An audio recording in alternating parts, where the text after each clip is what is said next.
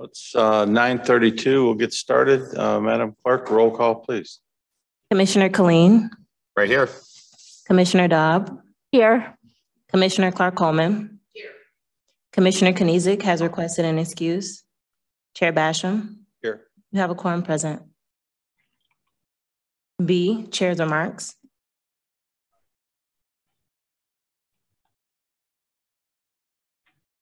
C, approval of the April 13th, 2022 meeting minutes. Move approval, Mr. Chair. Moved and supported. Any discussion? All those in favor? Aye. All those opposed? The ayes have it. Next item. B, unfinished business. There is none listed. Item 1, under new business, communication from Wayne County Legislative Auditor General for a final copy of the Office of Legislative Auditor General's Financial Assessment Limited Review Report for the Wayne County Land Bank Corporation's audited financial statements for the fiscal year ended September 30th, 2021. I'd like to welcome our Auditor General, Ms. Cora, her staff, and her guest. And Ms. Cora, would you introduce your... Sure. Marcy Cora, Auditor General, and staff can introduce themselves.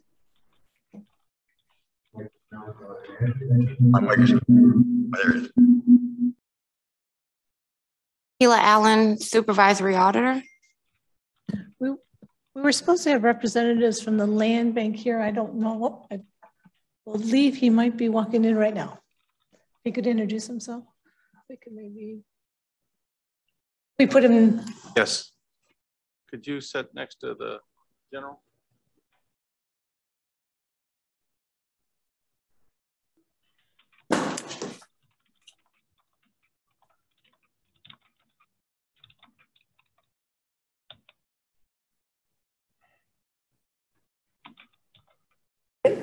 Right at the bottom, there's a little button you could press. Introduce yourself. Oh, please. Yeah.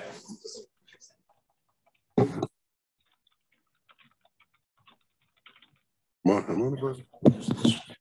there we go. That real light. There we go. Anthony Cartwright, Executive Director, Wayne County Land Bank. What you have before you today, this is the Auditor General's Financial Assessment Limited Review for the Wayne County Land Bank Corporation's audited financial statements for the fiscal year ending September 30th, 2021. And just to start off before Tequila gets into her presentation, I wanted to thank Mr. Cartwright and representatives for Land Bank. We kind of rushed this engagement so we could get it to this committee meeting and just thank them for their cooperation to allow us to be able to present it today in such short order. I'll turn it over to Tequila Allen, and she'll go through the presentation. On page 1 of our report, the introduction, the Office of Legislative Auditor General, or OAG, received the Wayne County Land Bank financial report, including audited financial statements for the fiscal year ended September 30th, 2021. Because we have performed more extensive financial reviews of the Land Bank's financial statements in the past few years, we elected to conduct a limited review of their financial reports for the fiscal year ended September 30th, 2021. Background on page 2 of our report. The Land Bank acquires, manages, and disposes of public tax-reverted property to foster development and promote economic growth. The Land Bank also sells abandoned properties and collaborates with nonprofit organizations and developers to promote new economic development within Wayne County. The Land Bank, for financial reporting purposes, is classified as a discretely presented component unit of the county in accordance with generally accepted accounting principles, or GAAP. A discretely presented component unit is a legally separate entity from the county. However, the county is financially accountable. The Land Bank Corporation's governing board consists of 5 members, the Wayne County Treasurer or his designee as the chairperson. 3 members are appointed by the Wayne County Executive, and 1 member is appointed by the Wayne County Commission. The Land Bank is managed by an executive director selected by the board of directors. The external auditors' reports and letters on page 3 of our report. The Land Bank Corporation received an unmodified opinion on the audited financial statements for fiscal year ended September 30th, 2021 from Plant Moran, the external auditor for Wayne County. An unmodified opinion is issued when the external auditor concludes that the financial statements taken as a whole are presented fairly in accordance with GAAP. Platinum Moran also provided a report on internal controls over financial reporting and on compliance and other matters. The report identified 2 deficiencies in internal controls that are considered material weaknesses, which we'll discuss later in our presentation. Financial report and operations on page 3 of our report. The assets of the land bank exceeded its liabilities by approximately $7.1 million and $4.6 million, or a total net position, for fiscal years ended 2021 and 2020, respectively. The increase in total assets during fiscal year 2021 primarily relates to the land bank purchasing multiple right of first refusal, or ROR, properties, which are recorded at the true cash value. Non-ROR properties are carried at $250 per parcel. For fiscal year 2020, all parcels in inventory were non-ROR properties. Total revenue increased by approximately $2.5 million, and program expenses decreased by approximately $4.4 million for fiscal year 2021.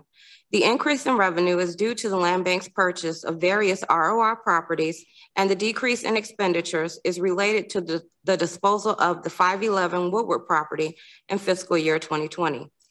The land bank's governmental fund ending balance for fiscal year 2021 was approximately $7.1 million, an increase of approximately $2.5 million from the prior year. The entire amount of the fund balance, other than the portion that is non-spendable inventory, is unassigned and available for spending at the land bank's discretion. Internal controls and compliance, page 4 of our report.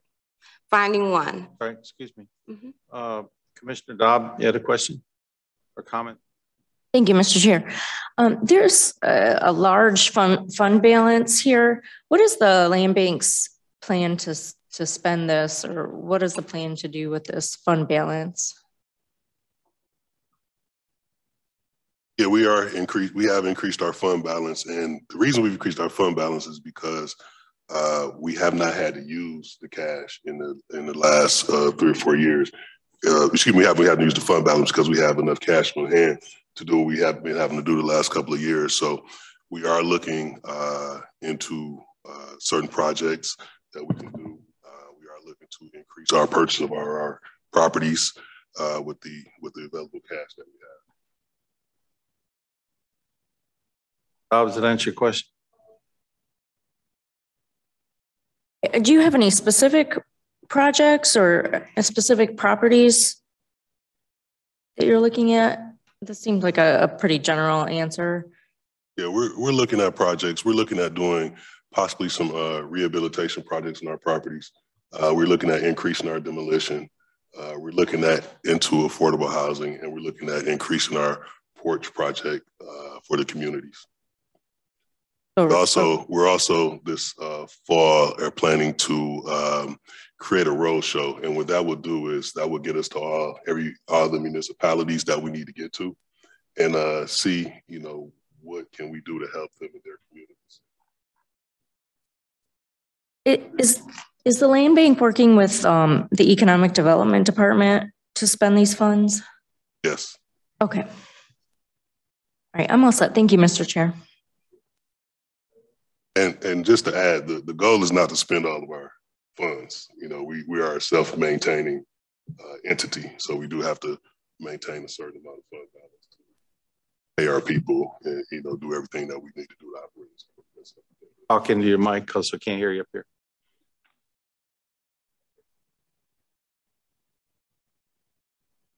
Finding 1, a material weakness. The external auditors determined that the land bank did not have a process in place to ensure that the intergovernmental agreement, or IGA, with the Wayne County Treasurer is followed. In accordance with the IGA, the Treasurer transfers an annual maintenance disbursement to the land bank based on the number of properties held at the time of or promptly following the final land bank Board of Directors regular meeting in the prior calendar year. During the audit, it was identified that the wrong property listing was used to calculate the 2021 maintenance disbursement. As a result, revenue from the Treasurer was overstated by approximately $26,000. The external auditor recommends that the land bank place additional emphasis on producing complete and accurate financial information. In addition, the land bank should ensure that a review of the maintenance calculation is performed in accordance with the IGA. Management agreed to the finding. Finding 2, a material weakness. The external auditors determined that the land bank does not have a process in place to ensure that properties obtained through the ROR program are recorded at the acquisition value. A material adjustment in the inventory valuation of approximately $2.5 million was needed to correctly state the land bank's financial statements at year end for properties acquired through the ROR program. The external auditors recommends that the land bank place additional emphasis on ensuring its internal controls result in complete and accurate financial information and that inventory is properly valued. Management agreed to the finding. Contingent liability, note 5 on page 5 of our report. City of Highland Park versus Wayne County Land Bank in the Wayne County Circuit Court. The plaintiff, City of Highland Park, seeks unpaid stormwater drainage charges assessed to properties owned by the land bank. The land bank contends that many of its properties in the city are immune from the charges due to applicable state law. The trial court agreed with the land bank's position and dismissed the case. The city appealed.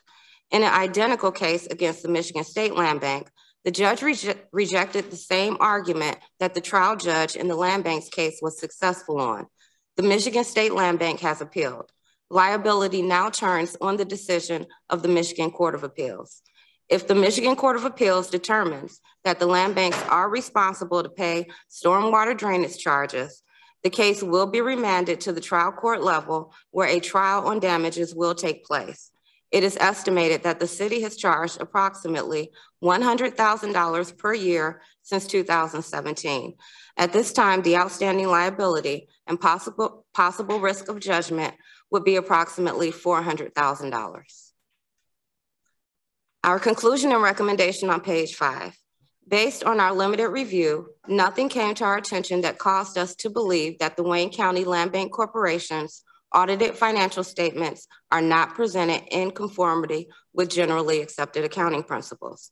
It is our recommendation that the OAG's Financial Assessment Limited Review Report on the Wayne County Land Bank Corporation's financial statements for fiscal year ended September 30th, 2021, be forwarded to the Wayne County Commission for receiving and filing. That concludes our presentation. Bart, do you have a comment or question? I just heard this morning that, and I don't remember which court had ruled against Highland Park's contention that they should not pay a water bill. Does that impact on our case at all? I will have to get with you haven't heard it yet. No, I haven't heard that yet, but I will have to get with our attorneys in the Corp Counsel. Corp Counsel is actually handling that case, but on the surface, I don't think that affects us. I think that's two different things. Our case is about the storm drainage case, and I don't know what they said this morning, but I don't think that's related to the storm drainage case. What they said this morning is that Highland Park's contention that the law, there was a law, state law that was on the books that said that they would not have, they would not be responsible for paying water bills. Water and drainage bills go hand in hand as far as I can see. But that was just a question.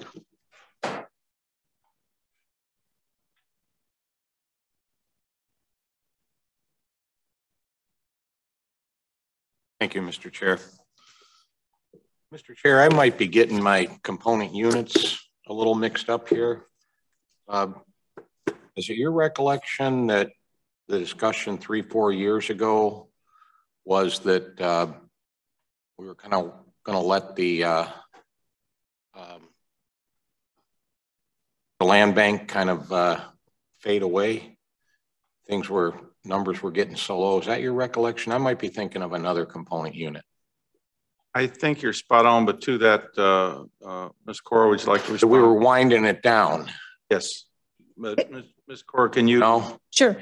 That was related to the Greater Wayne County Economic Development Corporation. Yeah, I thought so. Thank you. Okay. Mr. Cartwright, a few questions for you, sir. How long have you been the executive director of the Land Bank? A full-time executive director of the Land Bank, about 8 months. About 8 months. And who was your predecessor in that job? The interim was Cheryl Jordan, and the actual director was Daniel Rosenbaum prior to him departing. So we had an interim director for? You had an interim director for about a year. Yeah. And then Mr. Rosenbaum wasn't here that long. I couldn't tell you how long Mr. Rosenbaum was here. Anybody recall how long Mr. Rosenbaum was here? I want to say he was here at least over a year, maybe a little longer. Yeah, so we've been rolling through executive directors about one a year over there, at least in recent history. Mr. Cartwright, does the Land Bank have a printed, approved strategic plan for the organization? The Land Bank does have a strategic plan. I don't have that with me. I can get that to you. Well, as always, when answers come to committee, I would like to see it, but I would like all of the commission to see it as well. So if you could, has the Auditor General seen a strategic plan? Mr. Cartwright, if I could ask you to send it to the Auditor General, who can then disperse it out to everybody. Because you're discussing here working with economic development and you're discussing some ideas. I'd like to see how all of that fits into a strategic plan. How many properties did the Land Bank sell in the last year or under your stewardship? Under my stewardship, we're at about 170 properties. That you sold in the last year? Oh, no problem. Parcels. Yeah, parcels. So that includes side lots, that includes structures, includes vacant land. Could you share that also with when you send over the strategic plan to the Auditor General, just to see, just so that we have that as part of the overall picture? Because here, you know, this is a typical case of we're trying to identify the elephant and see what's going on, but we're only touching a few little parts of it, of the big picture of the Land Bank in this overview today of the finances. Does the Land Bank have a annual budget that's approved by the board? Yes. Okay, somebody's going to have to keep a list. Can you send that as well? Because some of the discussion here, and I'm kind of working up to the 2.5 million that all of a sudden appeared, and we almost doubled our net position from one year to the next.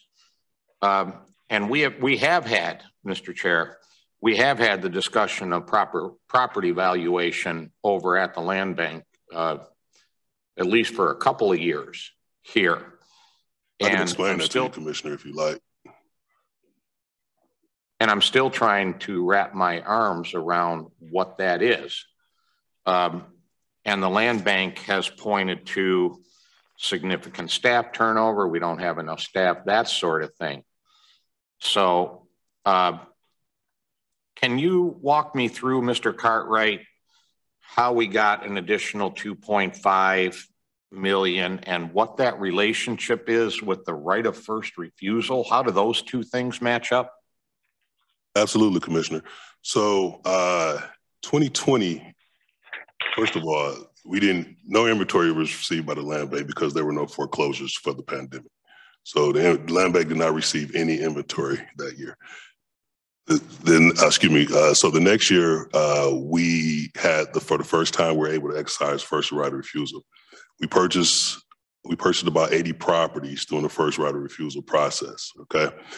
The 2.5 million differential is because we were carrying those properties at the SEV value, and the accounting principles said that we should carry those properties at 2 times the SEV value.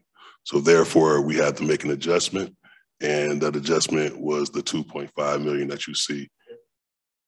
If I may, Mr. Cartwright, just so that we're not, you know, we're talking inside lingo here, and we're just poor everyday county commissioners.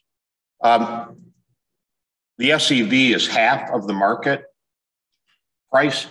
The SEV is determined to be half of the market value. So when you say 2 times the SEV, what you're saying is they need to be valued at current market rates. Yes. If in real estate terms, SEV is 2 times that. In accounting terms, yes, that is the value of the property. But I think you have a real estate background, so you know that that is not always the price of the property. And I'm keeping an eye on the mission fiscal advisor, who can jump in anytime if there's something he has to add to that. So under the accounting principles, we were undervaluing the parcels in our inventory. Yes, we undervalue the parcels we purchased via ROR. All right. I'm trying to stay out of lingo, acronyms, and trying to stick with plain English here. Right of first refusal. I still don't understand how that is connected to the value of the property and why we undervalued the properties. What's the connection? Right of first refusal is correct me if I'm wrong, the treasurer's list comes out for foreclosures. And before it goes to the public, one of the people in line to, for lack of a better phrase, cherry pick properties off of there before they go out to the public through a right of first refusal process is the Wayne County Land Bank. Yes, we are one of the people in line. We're last in line for that. Detroit, all the local communities, they all get to cherry pick before it goes. So how is that related to 2.5 in valuations? That's just, yeah, we want that property. Because we carry those properties in inventory. We were carrying those properties in inventory at the SEV. So the problem is that we were not valuating them properly under the accounting standards. Yes, under the accounting. So it's not really related to right of first refusal. There's not a direct relationship. I think the report said the properties purchased through right of first refusal. Yeah. Right. So we purchased those properties through right of first refusal, and we have those properties in our inventory at SEV. Yeah. When we we had an audit, the accounting principles, we should have been holding those properties at 2 times the SEV, thus the $2.5 million adjustment. As I was reading the paperwork, it looked like, in how things were stated, that there was some one-to-one relationship between the ROR and the 2.5 million. So it's slightly more complicated than that. But so now I think I understand what's going on. Now that you have $2.5 million more, and I do want to look at your budget and I do want to look at your strategic plan, is this going to take care of staffing issues that you have? Is that part of the additional money that's coming that you now have in your statements? Well, we really don't have $2.5 million. Okay. Okay, so help me with that. All right. So we're carrying those properties at $2.5 million. However, we are selling those properties at the SEV. Say that again, please, sir. We are carrying those properties in inventory as assets of the $2.5 million, but we are only selling those properties at SEV, which will be half of that number. Okay. 1.25. But you have a strategic plan. Yes. I imagine you make some estimation in the strategic plan in terms of selling the properties that are in the inventory. Yes. And the revenue generated through those sales. Yes. And you have more properties in inventory than you've had in a little while. Is that correct? No, that's not correct because we didn't get any for almost 2 years. So, and the right of first refusal, we only picked up about 78. So, I mean, so basically we only got about, 85 properties over the last 2 years, which is not standard for the land bank. You feel you're adequately staffed today and at adequate salary ranges, because I think that's been a problem in the churning of the staff over there. Yeah, that's a huge problem. We finally filled our last position up about 2 or 3 weeks ago. So right now we're adequately staffed, and we're going through some more training because we do have a lot of turnover. We got about 80% turnover in the staff in the last year. So so we're trying to get.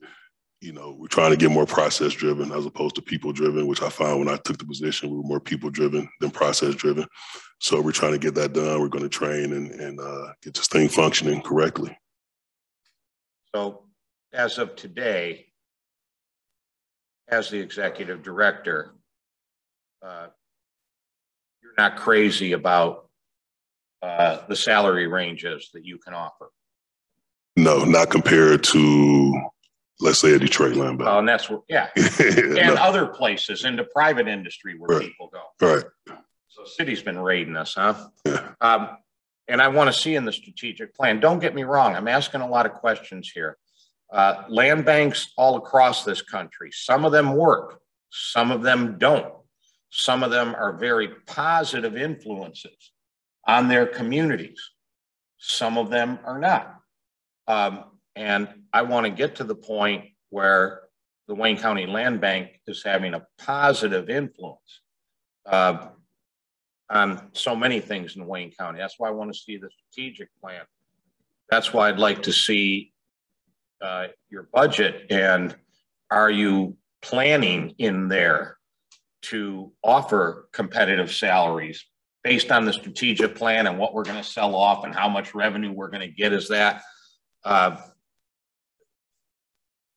you are a, what do they call it, public body corporate or whatever, and the commission does have an appointment to your board, so you're public in that way, and the commission does have an interest as a result. And I think too often it operates, and the commission doesn't get these audits every once in a while, but that's just numbers on a sheet. What is actually happening, the impact you're having. I want to be able to help and support that. But I also want to know that you have the plans in place, and that, you have a strategic plan and you have a way of going about this. Then I'm like, yeah, let's go. Or well, what about this strategic plan? What, why are we doing? Does the strategic plan discuss your relationship with the Wayne County Economic Development Department, for lack of a better phrase? No, it really doesn't discuss our relationship with the Economic Development Department. However, there are some ARPA inquiries in there, and in that plan for dollars that will directly relate to the Economic Development Department. So, Commissioner Kling, before you finish, Ms. Cora wanted to weigh in on something you said earlier. Sale of the properties at SEV value rather than fair market value. I guess my question is, why would we sell them at SEV value rather than fair market value? Are we selling them to first-time homeowners, or are we selling them to developers who would then make a profit off of them? That was my question. Well, we're selling them both. The reason that we came up with the ROR program was because we, in researching and polling, we were finding out that a lot of our Wayne County residents, citizens around here, were being priced out of tax auctions by people who did not live here, out of state, out of the country, those type of things. So we had to figure out how to help our own residents be able to, become homeowners, become investors, become landlords, or whatever the case they wanted to do. So, and become developers for that matter. So we we exercise our right to try to assist local purchasers into being able to purchase these properties. Now, if we sold them at fair market value, you know, that automatically eliminates investors, right? We didn't want to do that. Okay. So if we saw that fair market value, we're pretty much saying that a house is move-in ready, probably ready to go, which is not the case for foreclosure properties. So we sell them at SEV by our policy to help out, you know, local investors, local landlords, local developers in that aspect.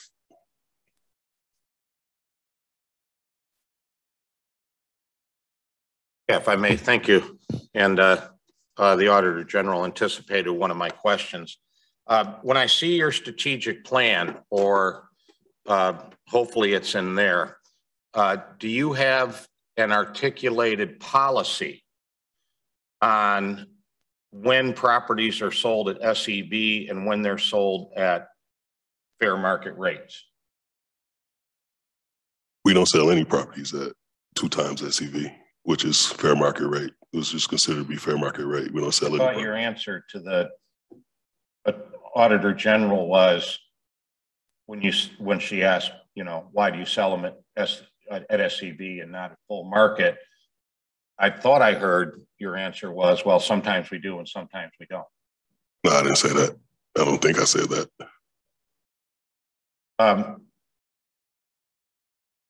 So do you have have you articulated that we do not sell properties at full market value? We do not sell properties at full market value. Have you articulated that in the strategic plan in any of your paperwork? No, but our policy says that we sell them at SEV. But you have them in policy. Yes. That's articulating it.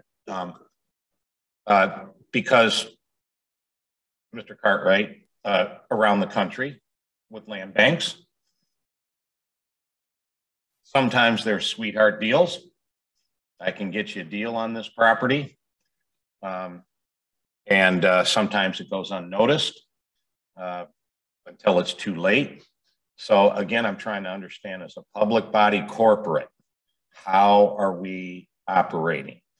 Do you discuss with the Economic Development Department, let's say they have, you know, in some corridor somewhere, or they're trying to do some economic development in a certain area, do they discuss with you then that, hey, you might want to pick up these properties because that will fit into a larger plan that the Economic Development Department has? Do those kind of discussions go on?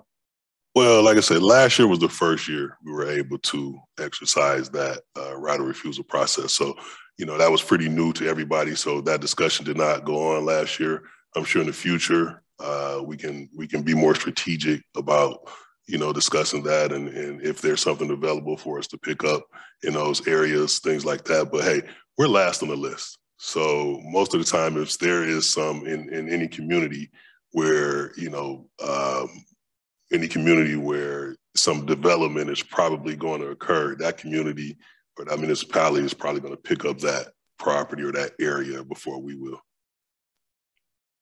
But to answer your question, yes, we are going to start moving forward in discussing when we pick up right of refusal properties. A large part of my district is the east side of Detroit, and I think you have some sense of commercial properties, a lot of vacant buildings. We have the Mack Avenue Business Association now that's working with the county to do some development along Mack. There's a very strong East Warren business group. And what I would like to do is to be able to go to those groups because there was a property out there that has been put to excellent community use by a nonprofit, but it was on the foreclosure list and it made it that far. So with what's going on, I mean, because I grew up on the east side, I can tell you what all these buildings used to be, and now they're standing there vacant for 25 years. So I'm looking for a way to have more of a dialogue between the land bank and some of these business associations. And because they may see something on the foreclosure list And then we can talk to the Wayne County Land Bank and say, hey, do your ROR, right, kind of thing. So I won't ask further on that today for this purpose, but I'd like to have more of a conversation with you about that because I think for me, land banks, it's guerrilla warfare out there in what is needed. And I would really like to see the land bank being an active participant in that.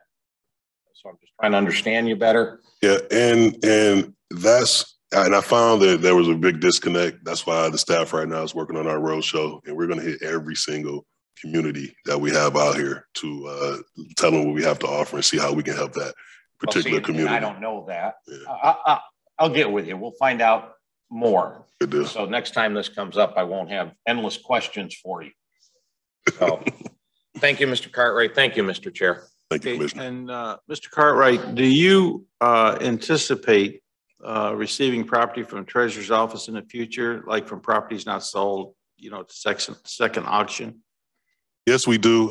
So right now, the Treasurer, I believe, is still only foreclosing on unoccupied parcels. I don't know if this year they're going to go to the occupied yet. So when the Treasurer goes to the occupied parcel to foreclose, and that, of course, that's going to increase the amount of property on the foreclosure list. And the more properties on the foreclosure list is the more properties we anticipate on receiving, after that second auction. Further from, I'm sorry, Mr. Abbo? Yes, thank you, Mr. Chairman. Mr. Cartwright, just a couple of questions about your process in liquidating property. Years ago, we developed a program, or a program was developed, I should say, that it was called Action Before Auction, which really seemed to favor developers. So you got developers that had the ability to evaluate property to find those that may be undervalued in relation to their SCV, and it created an opportunity for developers. I'm wondering if that's what we really want to do.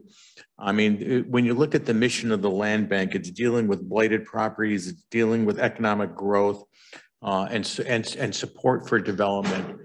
I'm wondering if our relationship should move away from developers and move closer towards perhaps real estate brokers, real estate agents, and not depend so much on SEV and really try and focus on what the fair market value is. Because if you focus entirely on SEV, you get those developers that are very astute to evaluating whether a property has issues with it that may have a value significantly above or significantly below its SEV. The SEV is really just estimates that are done by assessors and not really real estate people. Well, they are in a sense, but not those close to the market. So I'm wondering if a relationship should move away from developers, move closer towards real estate agents, and try and get fair market value rather than SEV.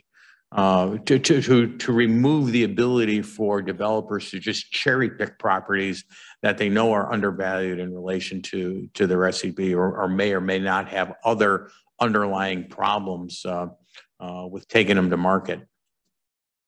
And I say that, I mean, I understand where the land bank has gone. For a long time, the administration pushed real hard to transfer Wayne County property through the land bank so you can get that 50%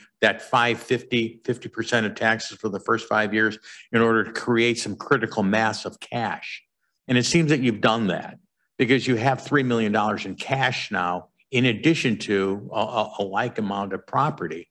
So, perhaps now is the time where you should assess what your mission is and find a way to formally implement that mission. Yeah. So I've been a real estate broker for 18 years. So I'm very sensitive to what you're saying right now. And I know, the SEV number is that really, in the real estate broker world, that means nothing. I'm sorry, it makes the sense. SEV number in the, in the real estate world, that really doesn't mean anything. Right. Agreed. So we are looking at that. I mean, we don't want to exclude the developers because a lot of times the developers, I mean, at the end of the day, we want to, you know, maximize the highest and best use for the parcel, highest and best use for the land, what's best for the community. We did the RR program to actually help the community. We don't want to be, you know, developer driven, but we don't want to exclude them either. And with our programs right now, a lot of non-developers, clients, they don't have the money, the means to fix up a structure and, you know, sell it where it can get appraised, they can get a mortgage, that type of thing. So in that case, we will need the developers in that case. Now, part of what's in our strategic plan is what we're trying to do is create a rehab program. Whereas we can, you know, take a certain amount of our parcels and take the developers out and just, you know, work with construction companies or whoever ourselves, and then sell that property at fair market value possibly, but that'll be a whole nother plan, which we don't have right now, but we are working on that. So we definitely want to engage in the community. We definitely want to use the highest and best use for the property. We don't want to exclude the developers, but we do want to become less dependent on them. But my point is, and again, appreciate this. If you just stick with selling at SEV, you'll get very astute developers that will quickly understand the relationship between SEV and fair market value. They'll cherry pick the best assets, and the land bank will be left with problematic properties. If you force a sale based on fair market value, all of your properties are in play rather than those that can be cherry picked for value that a developer can put a minimal amount of cash into and sell it with a huge profit. And that's not what you want to do. You don't want to be left with the junk properties. You want to be able to move your entire inventory. Understood. Further? Next item, Madam Clerk. Chair, I'll move that we receive and file and forward this to the full commission. Support. Supported. Any further discussion? All those in favor? Aye. All those opposed? The ayes have it. Clerk, but he stepped on you. But anyway, thank you. Next item. F, such other matters as may be properly submitted before the committee. Ms. Cora? I wanted to let the committee know at the next meeting, which will take place on the 25th, we will have Plant Moran. At the next meeting on the 25th, we will have Plant Moran here, the county's external auditors that will be presenting the results of their financial statement audit. And then the following meeting is the one where we'll have the auditees responsible for the single audits come back so we can ask them the questions. But next meeting will be Plant Moran. Further, Ms. Cora? That's all I have. And again, thank you, Mr. Carey, for allowing us to turn this report around so quickly. We appreciate it. Thank you. Again, we'd like to thank you for fielding our questions from Commissioner Killeen and others. Next item, Madam Clerk. Public comments. Is there anybody from the public who'd like to comment? Anybody from the public would like to comment? Joe? Aiden? Anybody from the public like to comment? Last time. Anybody from the public like to comment? Next item, Madam Clerk. Adjournment. Motion. Been moved and supported. Any further discussion? All those in favor? All those opposed? Ayes have it. We are adjourned. Thank you.